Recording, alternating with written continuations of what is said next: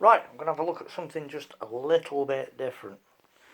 Now, many years ago, when I was probably 11, I started my airgun shooting career with the usual BSA Meteors that at the time, when you're that age, you thought were fantastic. And then when I was I think I was about 12, maybe 13, my dad arrived home from work with a Webley Mark 3.22 that he'd bought off some chap in his factory where he used to work, and gave it to me. And that was my first, I suppose, what you might regard as a sort of adult air rifle. And I was over the moon with it. A 2.2 Webley Mark 3 at the time was considered an expensive, some might say even luxurious gun, sort of in the same sort of arena as air sporters, British gun wise. So quite rare, quite expensive, and not many people had them.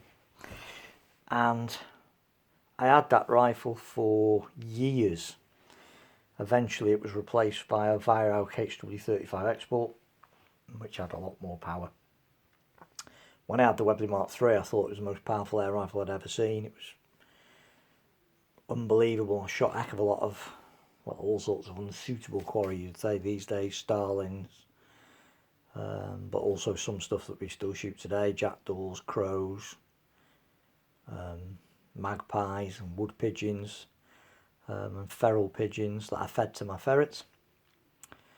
And I thought it was a great gun, and it was only when I got the Export that I realised that actually it was a fairly low powered gun really. It probably generated tops 10 foot-pounds. So having said that, the Viro Export probably only generated the same amount of power. It just felt more powerful because it was a much bigger, heavier gun.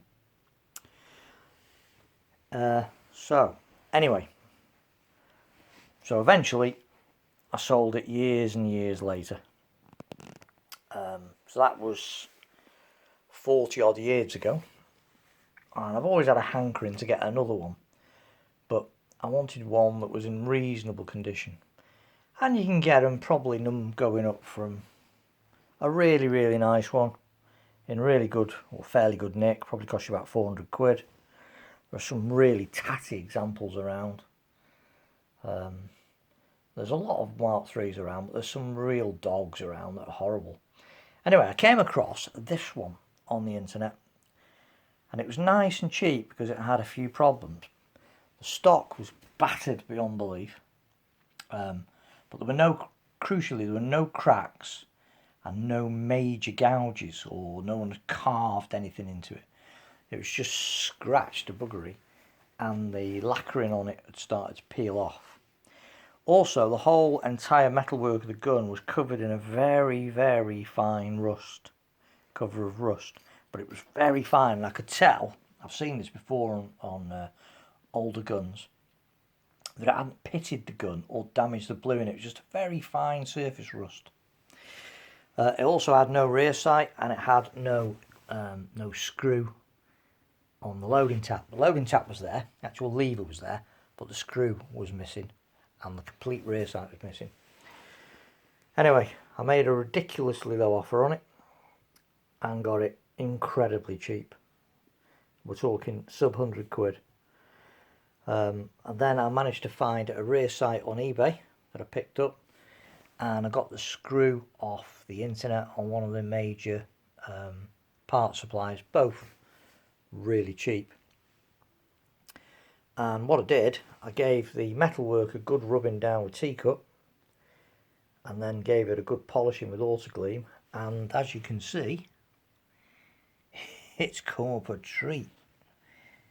I'd say it's retained probably 99.5, 99.8% of its original finish underneath that thin layer of rust, which made it look quite bad. I mean, it looked hideous when I first got it, but it was very fine surface rust, so it's not pitted anywhere. I mean, look at that. It's It's come up an absolute treat with just a bit of T-cut and a bit of auto gleam car polish. It really has. The stock took a little bit more work, I must admit. Took me 2 days to sand it down, but there's no cracks in it, no major dents. Basically it was just tatty, scratched. The lacquer was peeling off, which made it look awful. But it still retained the Webley badge. No major clunks or bangs on the bottom of it. So it took me 2 days to rub it down. Sanded it all down. Restained it in walnut, because it is a walnut stock. So I restained it in walnut. And then I've lacquered it again with a tin of spray lacquer that I got from Halfords.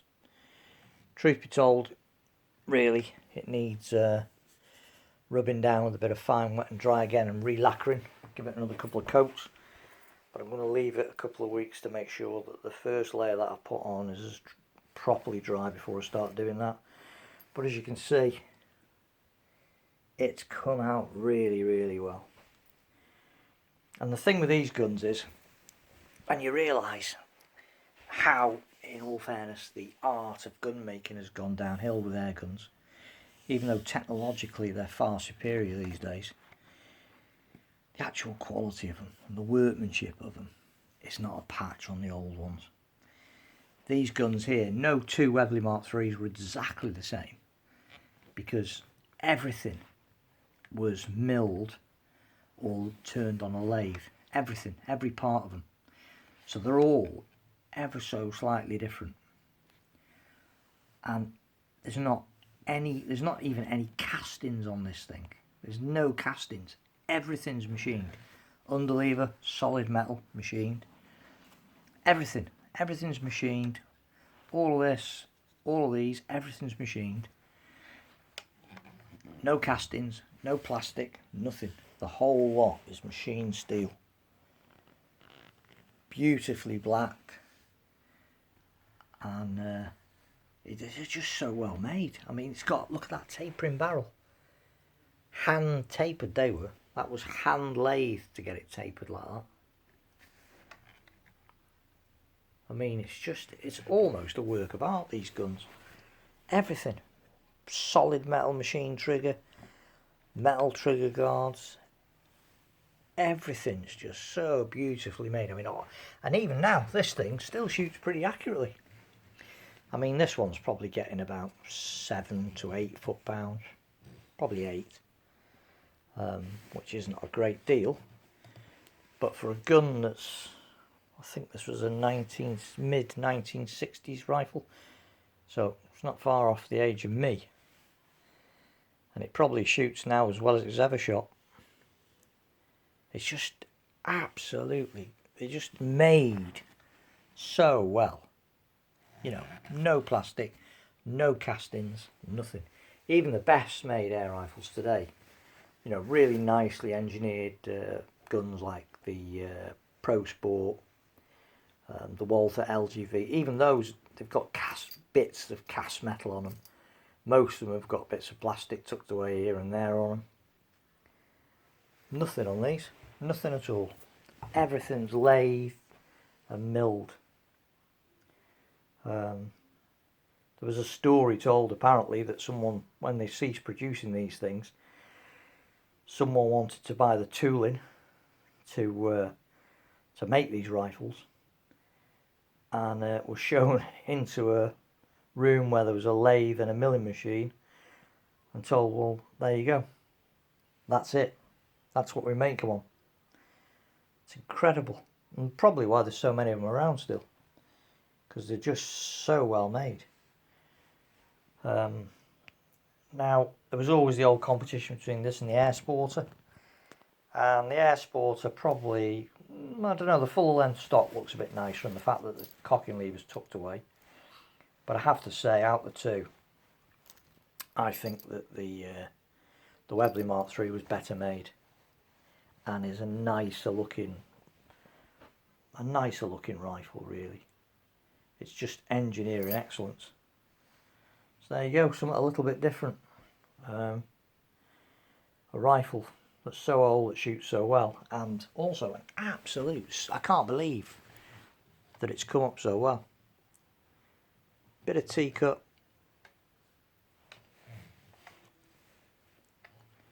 And a couple of days work spent rubbing the stock down. And look at it. It's lovely. Really, really nice. Probably up there now, probably worth about 500 quid. Which is ridiculous really. But there you go, what a lovely rifle.